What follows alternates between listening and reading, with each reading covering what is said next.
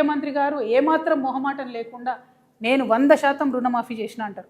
నేను ముఖ్యమంత్రి గారికి ఛాలెంజ్ విసురుతా ఉన్నా, మీ మహబూబ్ నగర్ పోదామా, మా నిజామాబాద్ వస్తారా, లేకపోతే హైదరాబాద్లో సెక్రటేరియట్కి మమ్మల్ని రమ్మంటారా? జాగృతి వల్ల వస్తాం, రుణమాఫీ కానీ రైతులందరినీ తీసుకొని వస్తాం. ఖచ్చితంగా మీరు 50% మంది రైతులకు రుణమాఫీ చేయలేదు. ప్రతి జిల్లాలో ప్రతి చోట ఎక్కడికి పోయినా రైతులు బాధపడతా ఉన్నారు.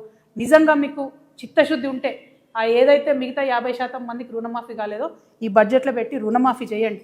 ఎగ్గొట్టకండి దయచేసి రైతులకు. రైతన్నలు ఇబ్బందిలో ఉన్నారు. ఇప్పటికే మీరు యూరియా కూడా ఇవ్వలేని పరిస్థితులలో, మేనేజ్ చేయలేని పరిస్థితుల్లో రైతులు ఇబ్బంది పెడుతున్నారు. ఇది కరెక్ట్ కాదు. ముఖ్యమంత్రి గారు నిజాలు చెప్పండి ఇప్పటికన్నా అని చెప్పి మేము వారికి హెచ్చరిక చేస్తూ ఉన్నాం. అదేవిధంగా విద్యార్థులకు సంబంధించి ఫీ రియంబర్స్మెంట్ 11,000 కోట్లు బకాయిలు ఉన్నాయి. నేను పదే పదే చెప్తూ వచ్చిన, ఈ ఫీ రియంబర్స్మెంట్ డబ్బులు ఇవ్వకపోతే అందరికన్నా ఎక్కువ బాధపడేది మా ఆడబిడ్డలు. ఆడపిల్లలు చదువు అనిపించి ఇంట్లో కూర్చోబెడతారు. కాబట్టి రిక్వెస్ట్ చేస్తూ ఉన్నాం, మేము రాష్ట్ర ప్రభుత్వాన్ని డిమాండ్ చేస్తూ ఉన్నాం, 11,000 కోట్లు వన్ టైం మీరు ఫీ రియంబర్స్మెంట్ ఇవ్వండి. ఇచ్చి తర్వాత మంత్లీ ఇస్తారా, క్వార్టర్లీ ఇస్తారా, ఒక క్యాలెండర్ ఇవ్వండి. కానీ ఇవ్వండి, ఇబ్బంది అవుతుంది విద్యార్థులకు. చిన్న విద్యా సంస్థలు మూతపడిపోతున్న పరిస్థితి ఉంది. కాబట్టి 11,000 కోట్లు ఫీ రియంబర్స్మెంట్ ఇవ్వాలని చెప్పి నేను డిమాండ్ చేస్తూ ఉన్నా.